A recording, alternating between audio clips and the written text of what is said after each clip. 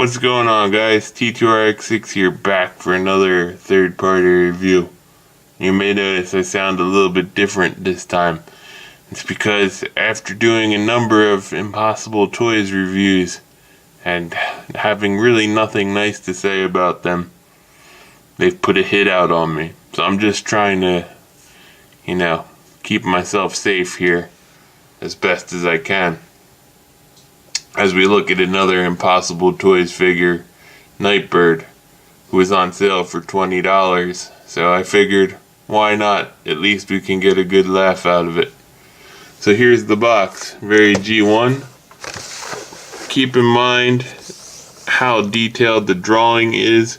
We got her holding her size. Looks pretty darn good. Side box up. Don't want to spoil that. That shows the figure pretty much. We got this bio. You can read this if you're interested. Yeah, let's get on to the actual toy here. Here she is.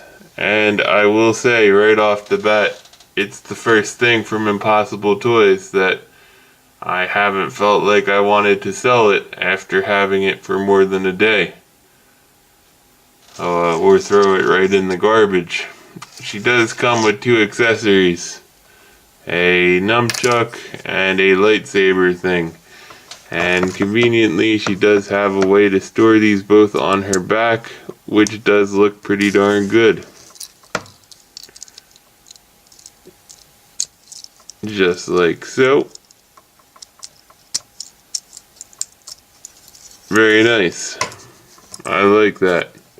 Not too shabby. Now the one thing that really does bother me is that Nightbird always had her face darker above her purple mask, just to kind of break up that silver, and this one doesn't at all, and that's kind of disappointing. She's also got some other issues here. That she's got these sides, and the box art even shows her holding them, and they're so sharp, and you can kind of twist them around, but they do not come out of her arm, so she can't do that. She does have awkward wrists based on how they're pegged in, that they just kind of flop around real easy. Nothing really fragile about them, just really floppy and kind of awkward. This one here, you can actually see right through her arm because it wasn't put together completely correct. And this actually does not help this wrist at all. In fact, this wrist is so bad that if we take her lightsaber out and we put it in her hand like so, she can't really hold it up. It just kind of falls down. You can get it to hold up if it's straight out, and then it kind of looks like she's doing something inappropriate, but to actually make it look like in some fighting pose, no. And this comes to what I think is the biggest flaw with this figure: her articulation. That's not to say it's bad, but she's not a transforming figure. She is a ninja. And in terms of being a ninja, she is very, very stiff. For size comparison and stuff, let's compare her to a standard G.I. Joe here. You can see that she's quite a bit bigger. This does feel like I've gotten more plastic because she's very, very light. But she's not bad. She does have these big feet to firmly plant her on the ground, which do work really nice. So let's actually talk articulation here. You do have this waist here because she has to do the Batman when she wants to look around. She can't turn her head due to the way that that's sculpted in. You got these really nice joints up here that I really end up liking. The whole shoulder thing turns, and then you've also got the swivel up here. But you have no upper arm swivel. There's no place, like with the G.I. Joe you get this kind of motion and you get this, which is the exact equivalent of this. But then you come down to her elbow here and there's no way to actually rotate the elbow portion with respect to the arm that actually ends up working very well, in my opinion. Because your G.I. Joe here can rotate his arm and pull off something like this, whereas Nightbird now can't because of the limitations of her articulation. You would have to turn this in, and then she just looks really awkward and horrible. So one more swivel in here, the elbow swivel, just an elbow swivel, would have made this whole thing way better in the arms. So there's one thing that I'm not a huge fan of.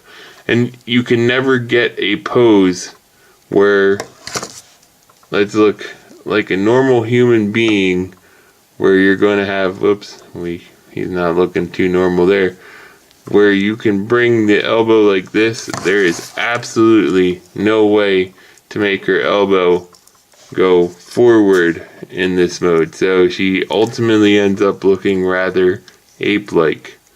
And then you get to these pretty horrible hands that, you know, don't really hold anything, end up looking really awkward. They kind of move around freely. They're not fragile. She doesn't feel like she's gonna break. I've seen some YouTube reviewers that didn't want to even do anything with her because they thought she was gonna break. She's pretty solid. She's not going anywhere. Coming down to the leg here, you got your standard articulation, same type of thing that you have on a G.I. Joe. Like the G.I. Joe, I wish that there was a swivel up here. There's no swivel up here. We get down to the knees, they're okay. Still fairly posable for what you're getting out of it. Same type of posability on a G.I. Joe. You get the ankle tilt, but what would have set this off, much like the G.I. Joe here, would have been some kind of swivel down here so you could actually do something with her articulation down there. Like G.I. Joe has, the boot can just move to at least give him a better way to stand. It looks a little awkward.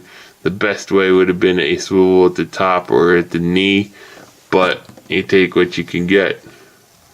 So this is the Impossible Toys Nightbird, and she's not bad.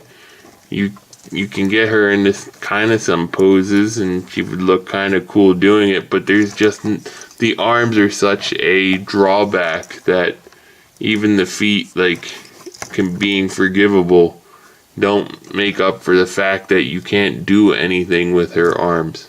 So she pretty much stands on a shelf looking like this because there's just nothing you can do with her. That said, it is still the best thing from Impossible Toys I've ever seen. I've seen those Tetra Jets look pretty good. I personally will not buy one. I don't really have interest in the aesthetic. And I'm not a huge fan of Impossible Toys. Maybe if it was 20 bucks like Nightbird here. But, yeah. At least they succeeded, I'd say 75% here. And hopefully, since this review is a little bit more positive than some of the other ones, they don't end up coming after me here and, you know, shutting down my YouTube reviews. There he is, get him! Oh, hey, what's going on?